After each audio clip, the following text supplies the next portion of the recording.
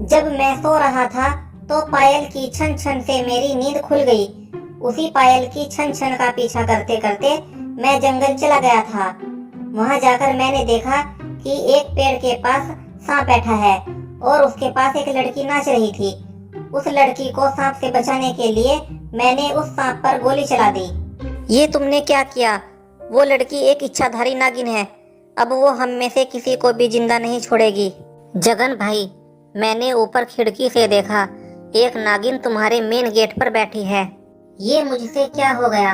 अपने साथ साथ मैंने तुम्हारी जिंदगी भी खतरे में डाल दी। अब रोने धोने से कुछ नहीं होगा। हमें मिलकर इस मुसीबत से निकलने का रास्ता देखना चाहिए।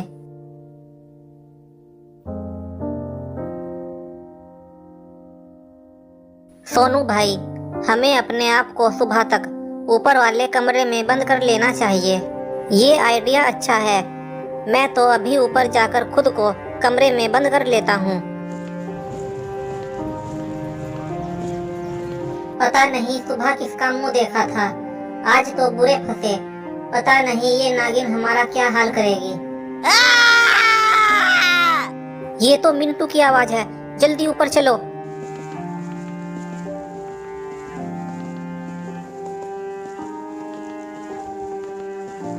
सभी दोस्त तेजी से ऊपर जाते हैं तो कमरे का नज़ारा देखकर तीनों हैरान रह जाते हैं और रोने लगते हैं। आखिर वही हुआ जिसका डर था। हो सकता है वो नागिन इसी कमरे में छिपी हो। हमें जल्दी से दूसरे कमरे में चलना चाहिए।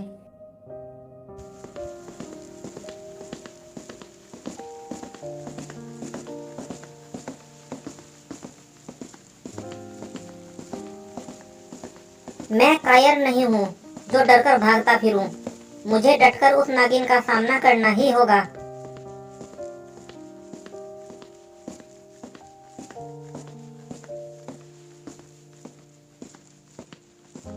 ए इच्छाधारी नागिन, मेरे सामने आ। क्या कायरों की तरह छिपी बैठी है? तुम क्या सोचते हो तुम्हारी मौत इतनी आसान होगी? मैं तुम्हें तड़फा तड़फा कर मारूंगी। डरपोक की तरह क्यों छिपकर बैठी है? मेरे सामने आ, मैं अभी तेरा काम तमाम कर दूंगा। तूने आज एक नागिन को ललकारा है। हिम्मत है तो मुझे मार के दिखा। तुझे मारना तो मेरे बाएं हाथ का खेल है।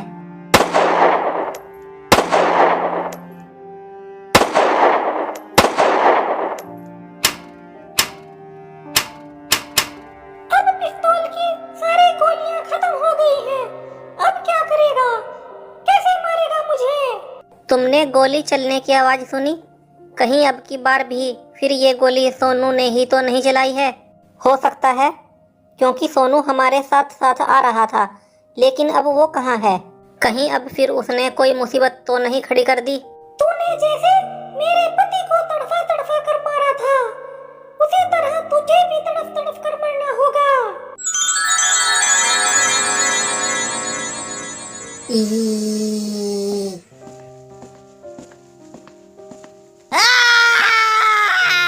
ये तो सोनू की आवाज है। जल्दी चलो, लगता है सोनू को हमारी मदद की जरूरत है।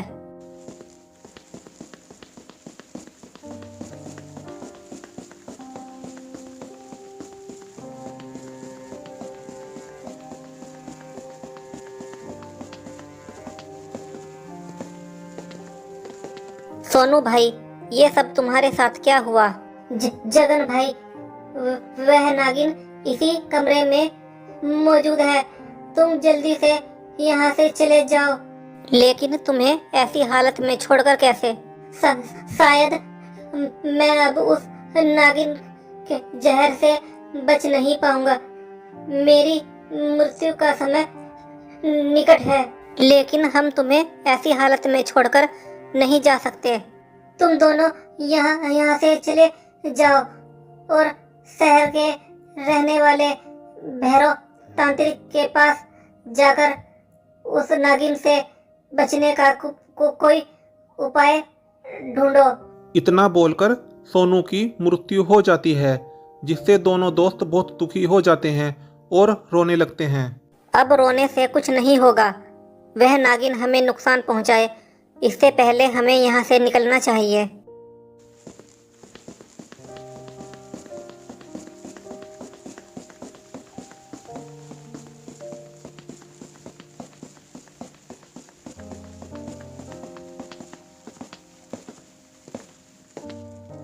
जगन भाई, सामने देखो, ये नासमिटी नागिन तो आज हमारा राम नाम सत्य करवा कर ही रहेगी। ए नागिन, अब तो तूने अपने पति के कातिल को मार दिया है, अब तू हमसे क्या चाहती है? कातिल का साथ देने वाला भी कातिल ही माना जाता है। जब तक मैं तुम सबको खत्म नहीं कर दूंगी, मेरा इंतकाम पूरा नहीं होगा।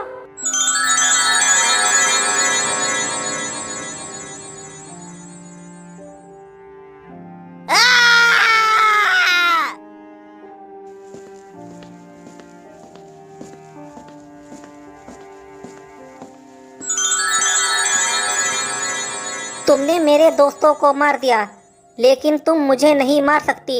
मैं अकेला ही भैरव तांत्रिक के पास जाऊंगा। भागो और तेज भागो। मैं भी देखती हूँ कि तुम आज उस तांत्रिक तक कैसे जाते हो।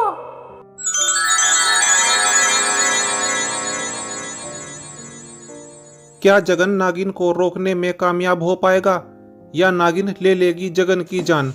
जानने के लिए इस कहानी का तीसरा भाग देखना ना भूलें।